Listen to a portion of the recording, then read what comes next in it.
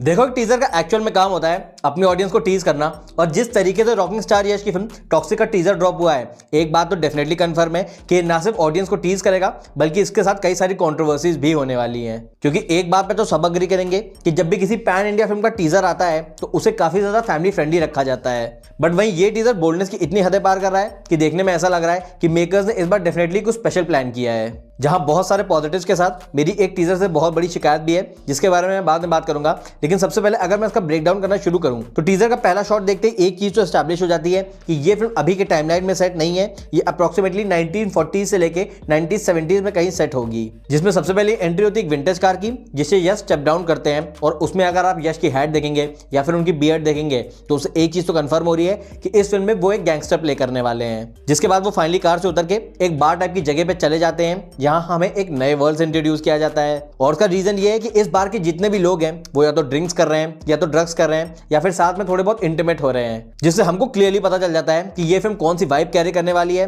और जिस वर्ल्ड में आप स्टेप इन करने वाले हैं वो एग्जैक्टली कैसा होने वाला है। जिसके बाद यश फाइनली एक लड़की के पास जाते हैं जो कि प्रोबेबली एक बार डांसर होती है, और उसके बाद वो उसके ऊपर शैंपेन गिराना शुरू कर देते हैं और उसके साथ थोड़ा बहुत कोजी होने की कोशिश करते हैं। अब now in case you are wondering कि फिल्म के मेकर्स ने टीजर में ऐसी सारी चीजें क्यों दिखाई, तो उसका सिंपल रीजन यही है कि फिल्म का जो टाइटल है वो टॉक्सिक है, और अगर आप इस टीजर के सारे शॉट्स को कंबाइन करेंगे तो डेफिनेटली ये उस दुनिया की टॉक्सिसिटी को दिखा रहा है, जिससे हम ये स्पेक्युलेट कर सकते हैं कि फिल्म का जो वर्ल्ड होगा वो गैंगस्टर्स और स्मगलर्स को बिलोंग करेगा, जिसमें कोई भी रूल्स नहीं होंगे। और स्पेशली यश की जो गैंगस्टर वाली पर्सनालिटी है जिसको केजीएफ चैप्टर 2 में टैप किया गया था, ये फिल्म उसी पे खेलने वाली है। क्योंकि अगर आप टीजर में यश की पर्सनालिटी को भी क्लियरली स्टडी करेंगे तो जो उनका स्वैग है प्लस जो उनकी बियर्ड है, इन दोनों चीजों को देखने में तो ऐसा ही लग रहा है कि यश का कैरेक्टर रॉकी भाई से बहुत ज्यादा सिमिलर होने वाला है। बस फर्क ये है कि ये वाला कैरेक्टर थोड़ा वुमनाइजर ज्यादा होगा, और देखा जाए तो ये बहुत ही इंटेलिजेंट मूव भी है बिकॉज ऑलरेडी पब्लिक यश को एक मॉन्स्टर जैसे गैंगस्टर से ही रिलेट कर पाती है। तो अगर यश अपने उसी पावर और डोमिनेंस को इस फिल्म में भी कैरी करने वाले हैं तो डेफिनेटली इस फिल्म के बॉक्स ऑफिस पे काफी ज्यादा पॉजिटिव असर पड़ेगा।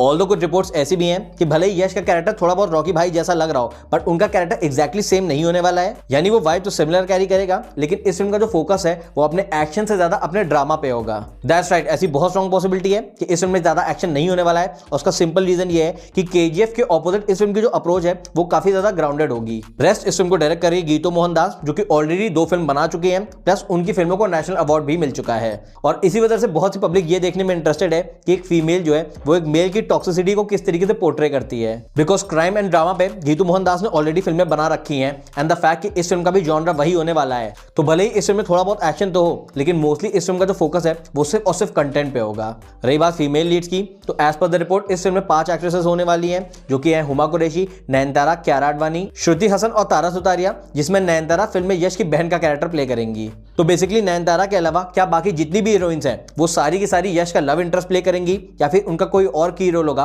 वो तो देखने वाली बात होगी। बट इस 4 का से एक चीज तो कंफर्म हो गई है कि ये फिल्म एक मल्टी स्टारर होने वाली है, और ऐसे में अगर फिल्म का कंटेंट सॉलिड हुआ तो ये बॉक्स ऑफिस में काफी बड़ा वाला धमाका करेगी। जिसके बाद टीजर की एक चीज जो कि मुझे थोड़ी कम या फिर नापसंद आई वो थी इसकी लेंथ। सबसे पहली चीज तो ये टीजर था ही नहीं, इसको आप ग्लिम्स या फिर मिनी टीजर की कैटेगरी में डाल सकते हैं। और उसमें भी अगर मैं इसको केजीएफ चैप्टर 2 के टीजर से कंपेयर करूं, जो कि अगेन यश के बर्थडे पे ही ड्रॉप हुआ था, तो उसका लेवल कुछ अलग ही था। आई एम श्योर मेकर्स तो ऐसा ही चाहते थे कि इसका टीजर भी वही इंपैक्ट क्रिएट करे जो कि केजीएफ चैप्टर 2 या फिर जवान के पहले टाइटल अनाउंसमेंट टीजर ने किया था। बट द फैक्ट कि टीजर की लेंथ बहुत ज्यादा छोटी थी, प्लस जो सीन्स भी थे वो भी काफी ज्यादा अल्ट्रा बोल्ड थे, इस वजह से इस टीजर को डेफिनेटली थोड़ा बहुत मिक्स्ड रिस्पॉन्स मिलेगा। इनफैक्ट काफी सारी ऑडियंस तो ऑलरेडी कंफ्यूज हो चुकी है कि क्या वो इस फिल्म को अपनी फैमिली के साथ देख भी पाएंगे या फिर नहीं, जिसके बारे में अभी कमेंट करना तो मुश्किल है क्योंकि फिल्म ऑलरेडी पोस्टपोन हो चुकी है और अब ये फिल्म अप्रैल 2025 में नहीं रिलीज होने वाली है। ऐसा कहा जा रहा है कि फिल्म प्रोबेबली दिसंबर 2025 तक रिलीज हो सकती है, जिससे हम ये एक्सपेक्ट कर सकते हैं कि इसका ट्रेलर प्रोबेबली अक्टूबर या फिर नवंबर में आएगा। सो ओवरऑल टॉक्सिक के फर्स्ट मिनी टीजर को लेके